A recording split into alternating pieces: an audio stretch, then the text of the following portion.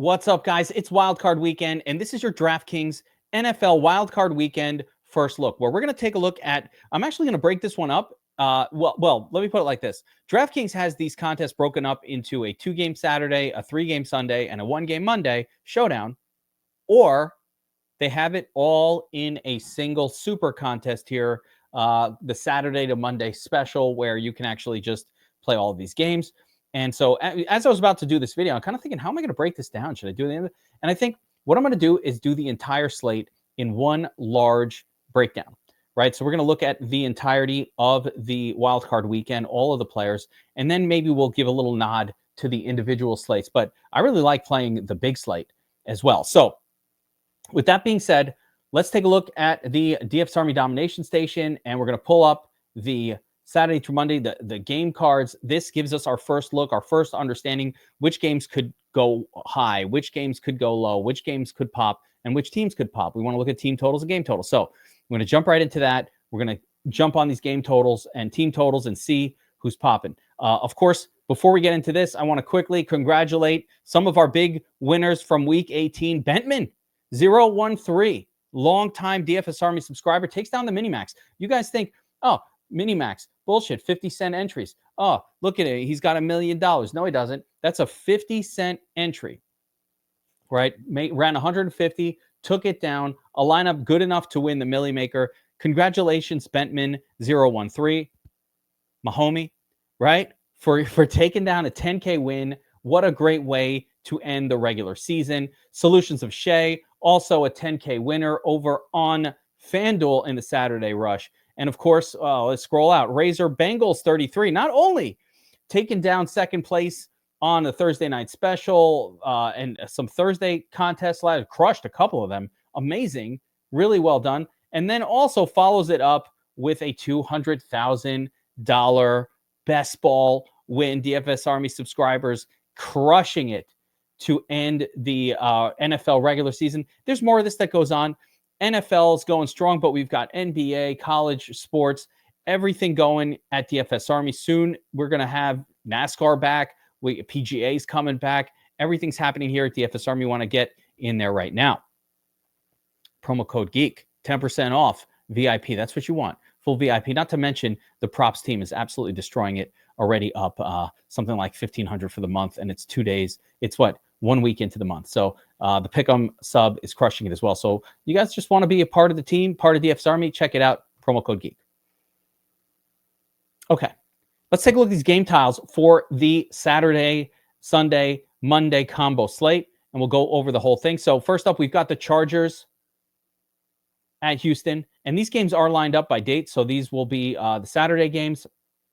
Chargers at Houston. This one's not that great, 42.5 point total. Chargers coming in as the favorites. Houston defense been actually pretty good this year. Both these defenses have been playing well. Neither offense is that scary.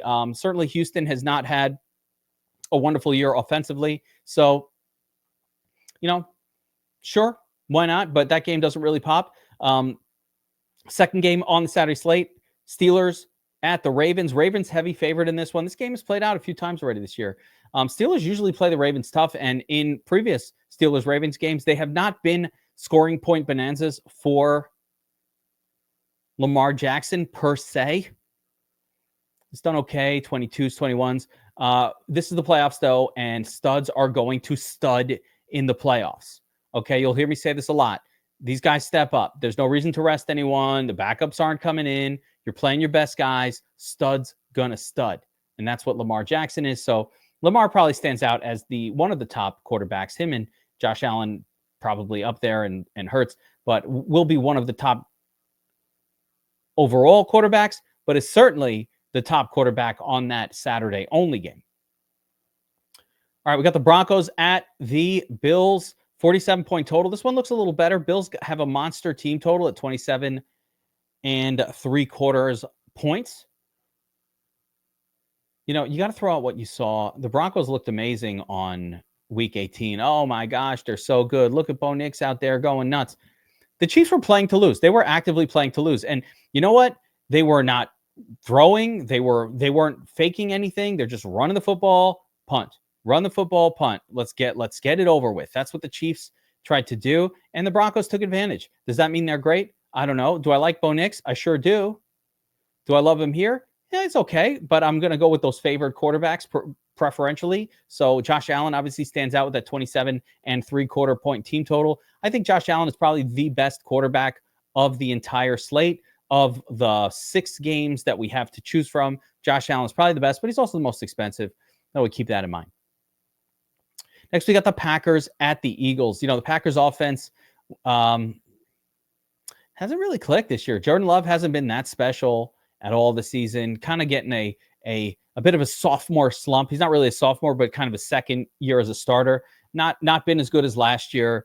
But some of those players can pop. I think we're going to get some bargain players on the Packers with Christian Watson out, Dontavian Wicks and those type of guys. I think all their wide receivers carry some interest here, but not necessarily Jordan Love for me. And then, of course, you got Jalen Hurts. Hurts is the man. He cedes a little bit of his upside to Saquon Barkley in this and every game, but he's been really, really good this year as well. And if the Packers can somehow keep Saquon out of the end zone, that'll probably favor Hurts. Highest game total of the weekend, Washington at the Bucks. This one carries a 50-point total, and it's super close. I love this game. This feels like this to me is one of the more competitive games. So the first really 3 games, well, I think Houston Chargers is going to be super competitive as well, but maybe lower scoring. Like that game's fine too. The other 3 games, non-competitive in my mind. They might be, but they don't definitely project that way. This game projects incredibly competitive and high scoring. You've got Jaden Daniels. You got Baker Mayfield. You've got these great offenses. You've got that Bucs defense that's not been very good all year. And this is really, truly a recipe for fantasy goodness. That is the final game on the Sunday slate. Of course, it is a critical part of this one. So we want to focus on that game. Quarterbacks, wide receivers, pretty much anything we can get our hands on from that one. And then finally, to close it all out, another game that I think is really fun, the Vikings at the Rams. Rams have a great offense, super fun to watch. Puka, Kyron, all the names that we like. Similar with the Vikings, Darnold to Jefferson and Addison and Hawkinson, a really great group of offensive skill players in that game. 47-point total, not bad. It's on the high side for the slate. So a lot of really exciting games. That's what we get in the playoffs. Now, reminder, I love playoff slates. One of the things that that I've noted about the playoffs over the years is teams are going to play their studs more. They're going to rely heavily on their studs. Their studs are going to stud. I said it earlier. I'm going to say it again. Studs going to stud in the playoffs. Teams want to rely on their best names. So we don't have to get as cute in a playoff slate. Let's take a quick look at the projections. It is too soon.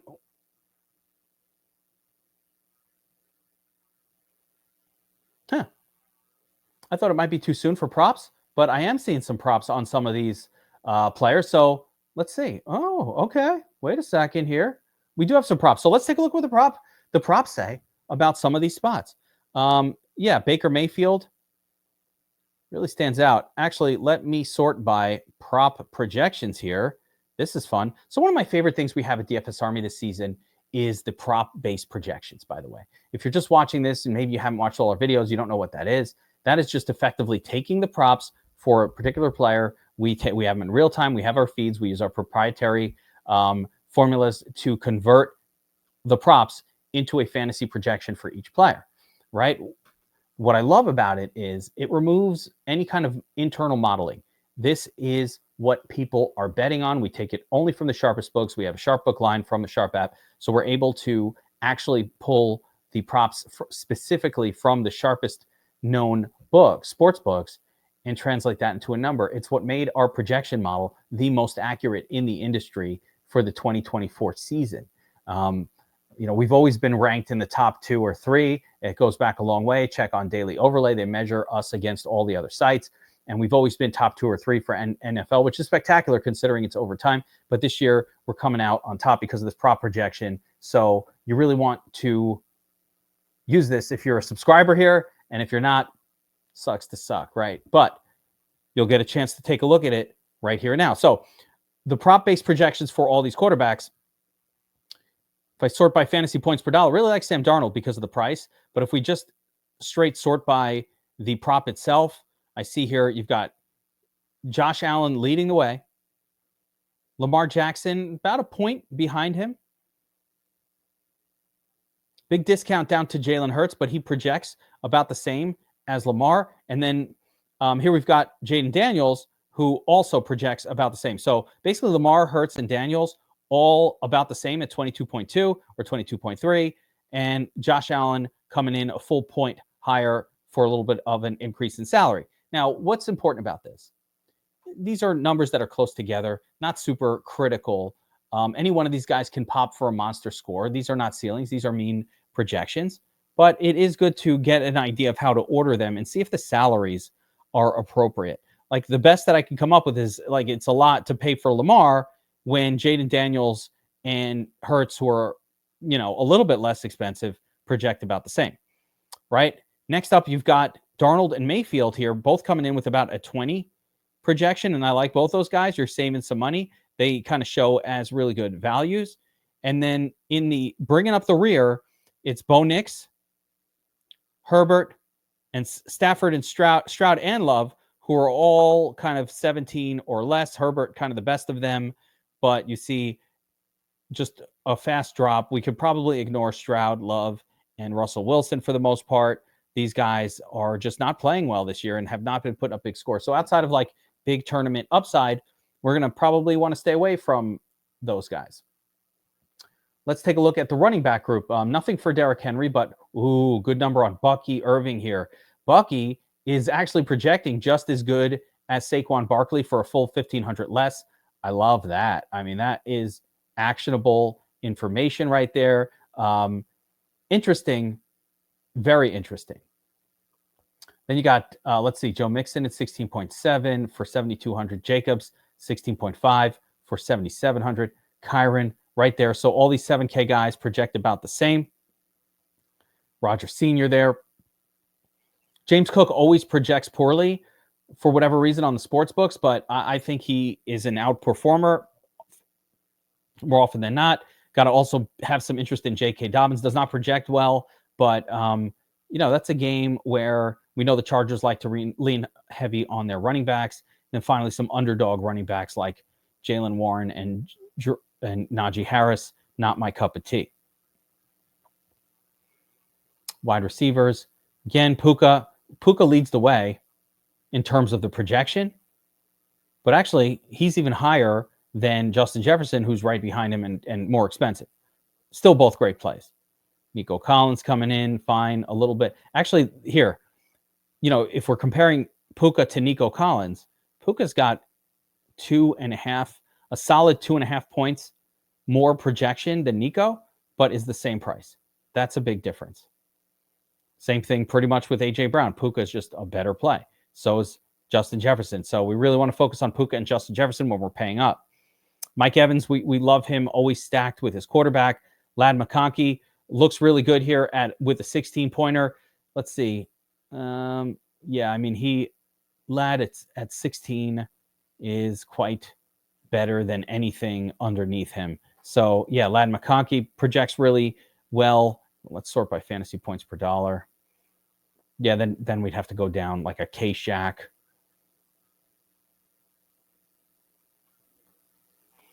And McLaurin there at 15. So, and finally, the tight end position, I think that, yeah, Mark Andrews is going to lead the way here. Really, really strong projection. Mark Andrews seems to get a touchdown every single week. So there we go. Mark Andrews, Freiermuth had a good week last week. Hawkinson, always good.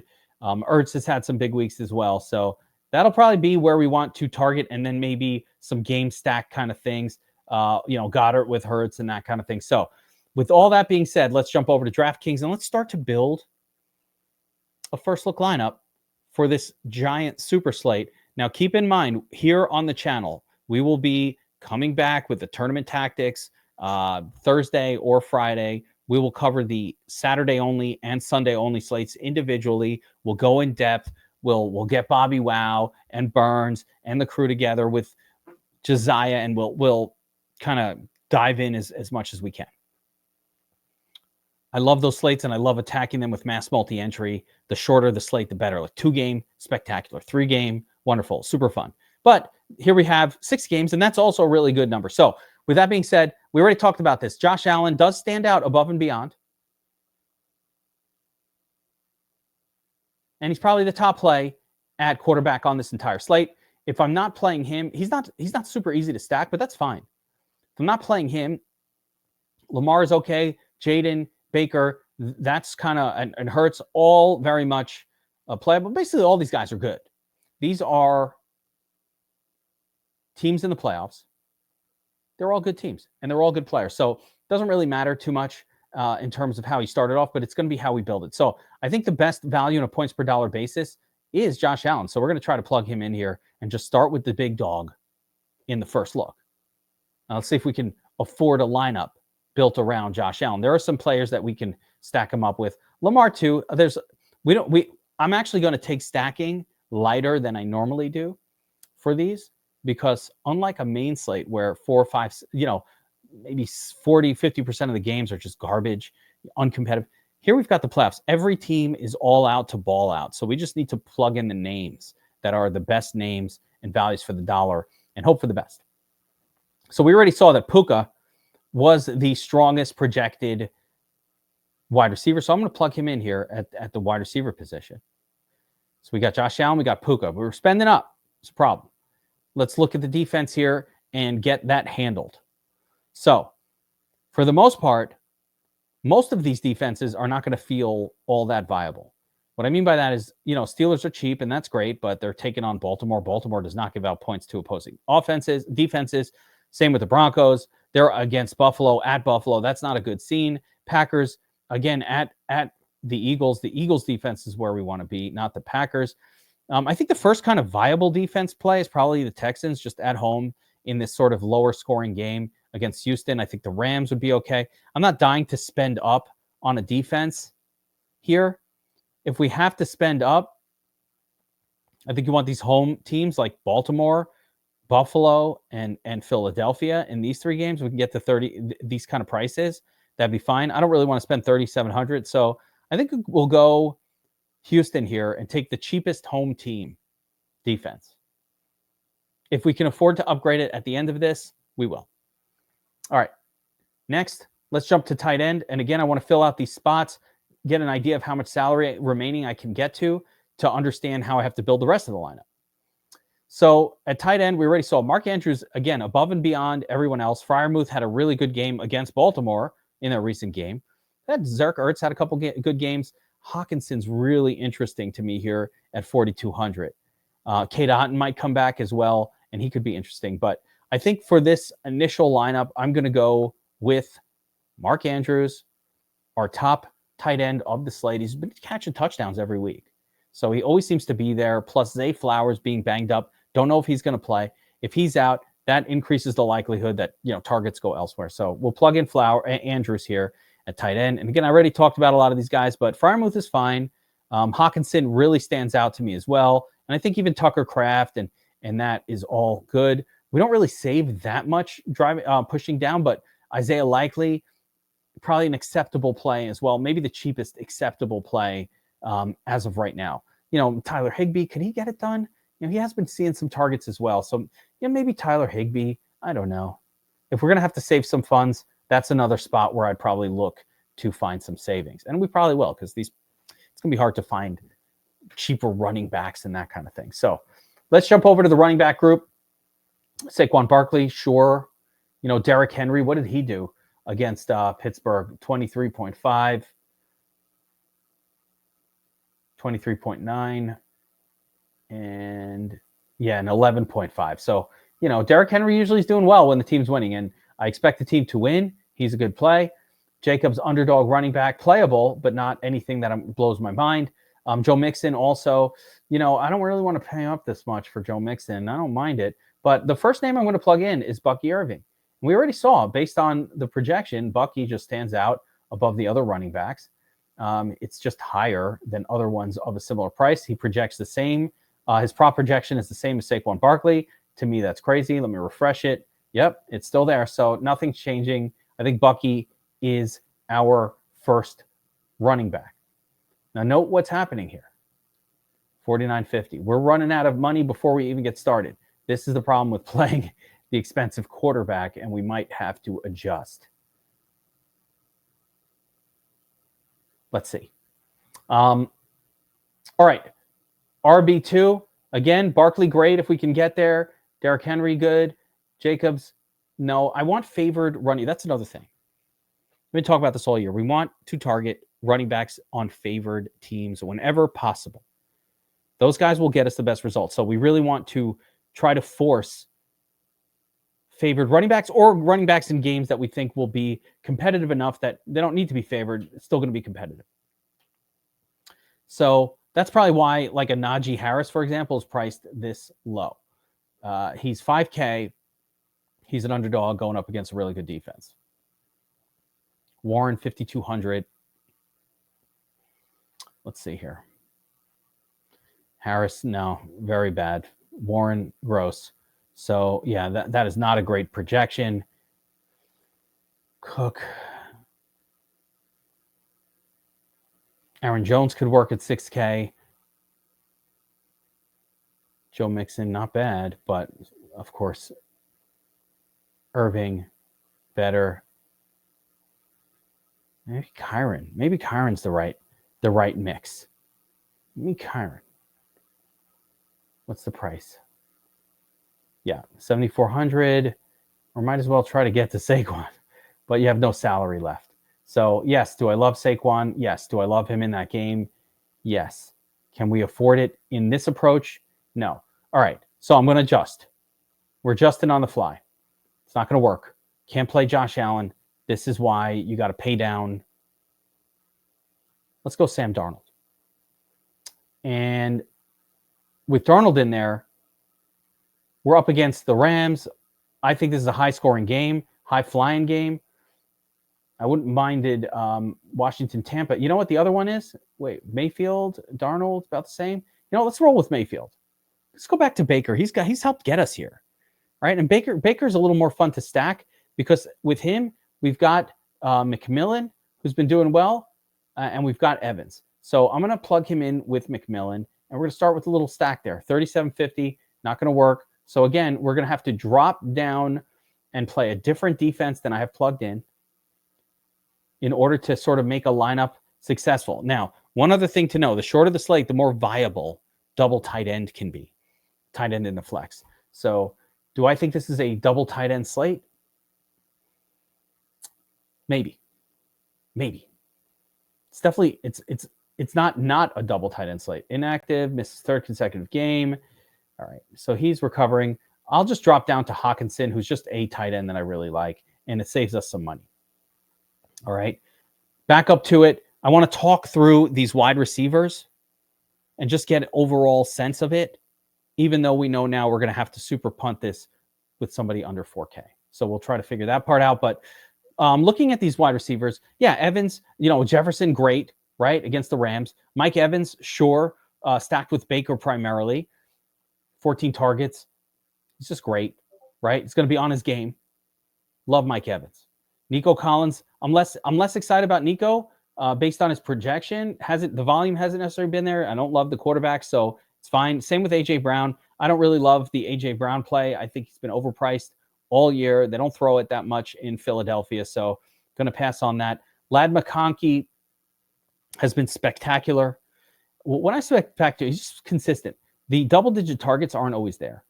And I think he's much more likely, even at 7K, to get us like a 16 or a 15, as much as I like him, than he is to get us the 29s. He's only really popped for big scores when volume has popped for him. It could happen, though. And I really like McConkey. Cortland Sutton, also acceptable. Probably more somebody I'll use in build-arounds that game than a standalone situation, but acceptable. McLaurin, great with Jaden Daniels. He's got some big games in him as well. Cooper Kupp's been a massive disappointment. You just can't ignore that it's been forever since he's had sort of a fantasy-worthy game. So he's really going to be much more of a GPP contrarian pivot than anything else. Yeah, Pickens, same deal. Just where are the games where he's worth 6K? Not super common. Addison, all over the place, right? had a string of great games, and then against Detroit, it all fell apart with a 1-pointer. I don't mind it. You could just go right back to that if you want. We're going to have to play some Madison. It's like, all right, I know that he had a bad week. Doesn't matter. Say Flowers, Q-tag, not sure he's going to play. Devontae Smith. Yeah. If you're going to play somebody with Hurts, I actually prefer Smith. He's just cheaper than A.J. Brown. He gets about the same amount of targets and all of that. Why not play him? Reed also, man, it's been forever with this guy. It's been forever. Look at it. Chasing it. 1 game, 2 games. We've been chasing that high. This is basically, you know what this is? You know what Jaden Reed is? You know what his game logs are? It's like when you go to the casino, right? You sit down at a slot machine. I would never do that. I would never play slots, but you sit down at a slot machine. Pull the handle a couple times. Bam, jackpot. Oh, you get the high, right? The jackpot. Oh, I won. I pulled the lever. I won. Yes. Or let's say you won a DFS tournament. Your first kind of couple weeks playing ever. And you're like, oh my God, that's easy. Oh, you're so happy. And then you're chasing the high again, right? You're chasing it. And you get it again in week 4. It's going to happen all the time, right? So now you've experienced it twice, like taking heroin, chasing the high.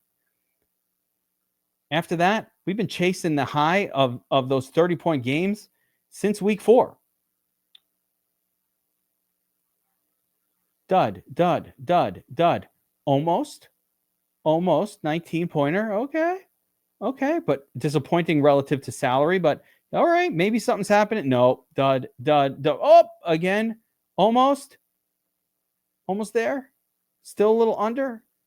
Dud. All at low volume. I'll still keep chasing the high, though. That's how we do it here. VIP, helmets up. So I'll keep chasing that high, but man, Reed is brutal to play. Low volume. Romeo Doubs, 11 targets last week in the must-win game, I guess. I don't know. Or in week 17, he didn't play in week 8. Wait a minute. No shape to play due to a bug, but believes the wide receiver will be available for next weekend's wildcard. So there we go. Romeo Doubs did not play, got sick, right?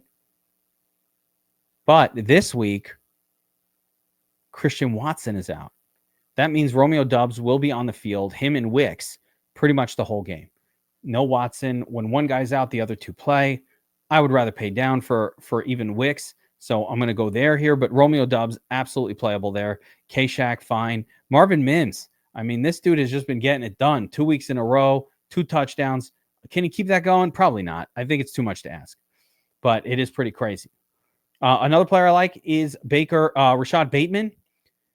Bateman seems to kind of step in for Zay Flowers. So if Zay Flowers is out, this guy will be stepping in, most likely, and getting those targets. Fine by me. Let's roll with it. What other wide receivers between 5 and 4K? We'll see. So Amari Cooper, not somebody I'm going to be excited about. He also, I mean, come on, bro. Come on. I don't know how you're questionable. You didn't even play last week. Quentin Johnston did have play, and he had a monster game, 14 targets. This guy's really interesting. Maybe he can catch. Quentin Dropston changing it up. Finally catching some balls. Maybe he's turning it around. I don't know. But I do think that Quentin Johnston's goodness is kind of limiting how much damage Ladd McConkey's doing week to week. I like the Quentin Johnston play. I'd be fine with it. Keon Coleman I like as well. If I'm pairing up Josh Allen with someone, maybe it's Keon Coleman. I already talked about Dontavian Wicks. I think he's very, very much playable as well. Let's put him in here instead of Bateman, as we can't afford Bateman. Yeah, for this lineup, Dontavian Wicks, though very much in play. Going to be one of the more popular cheap turds on that middle, on that, what is that? The Sunday only slate. So we'll be on him as well. Devon Vele. All these names get in on the action. Caleb Austin had a pretty big dud last time out. Not excited about that one. Jared Naylor, kind of a turd for that final game, much more than somebody I would be messing with here on sort of a slate with 6 games attached to it. Nelson Aguilar. If Zay Flowers is out, again, not so much somebody I would use in the kind of lineup we're building right now, but I definitely have some shares of Nelson Aguilar in my playoff best ball contest. Jordan Whittington also. This is somebody I've kind of been thinking about as an interesting punt for this slate. He's on the field a little bit. He's been pretty good when he's out there. Do I love it? No, but it was somebody I kind of had some thoughts about. Sterling Shepard gets a couple of targets each week. The reality is this area is gross. So what would I have to do? With 3,500, we can either double tight end this thing, Disley, Higbee, likely, and that's probably the best way to go. Or it's a Baker Mayfield lineup. Bucky, Baker, let's see, Washington. We didn't get any pieces back from Washington. Maybe Olamide from Washington to build a correlation. We don't really need correlation, though. This is an interesting situation where you don't really need it. Tight end, if I knew that K-Dot was going to be out, I would play Purdom or Payne Durham, or as I like to call him, chocolate milk stash, right? Stone Smart, no. Disley, how about Will Disley? Now they're writing letters because they miss me. Disley could do that against Houston, get to 4,300. Let's see who we've got at 4,300 to fill this one out. No one good. Nope. I mean, that would just be double tight end. Yeah, actually, that kind of works. So I'm gonna go with it. More importantly, we're gonna be breaking these down by the 2 and the 3 and the 1 game slate throughout the week here. So I just want to give us a little first look at who's playing, what the action was, what the tournaments look like, and all of that good stuff. So final lineup for the big 6 game slate on DraftKings. Baker Mayfield at quarterback. We love Josh Allen. We love Jaden Daniels. We love Lamar and all that. But as of right this second, got to find some value to put it all together. And if we're going to play expensive running backs, it's going to be tough to do that. So I went with 2 expensive running backs here in Bucky and Barkley. So we got Mayfield stacked up with his running back Irving and his second wide receiver, Jalen McMillan, J-Mac. Of course, if we want to, we could swap out Barkley, get Mike Evans in here. We could do it a lot of different ways. 2 stud running backs. We got Puka, who projects as the best wide receiver on the slate. Dontavian Wicks, who should get extra targets with Christian Watson out this week. Double tight end, Disley and Hawkinson. Finish it out with Texans defense. That's your NFL wildcard weekend first look breakdown. Guys, hope you enjoyed it. Hit me up with the like button, subscribe, notify, code Geek, promo code Geek, 10% off at DFS Army. Any of our plans, get in there. NASCAR around the corner. You really want to check it out. And of course, you want to join the Wall of Champions with Bentman, with Solutions of Shea, Wall of Champions, Wall of Champions, Wall of Champions. You too can be on the Wall of Champions. Get signed up with DFS Army. I'll see you guys later this week. Helmets up, everyone.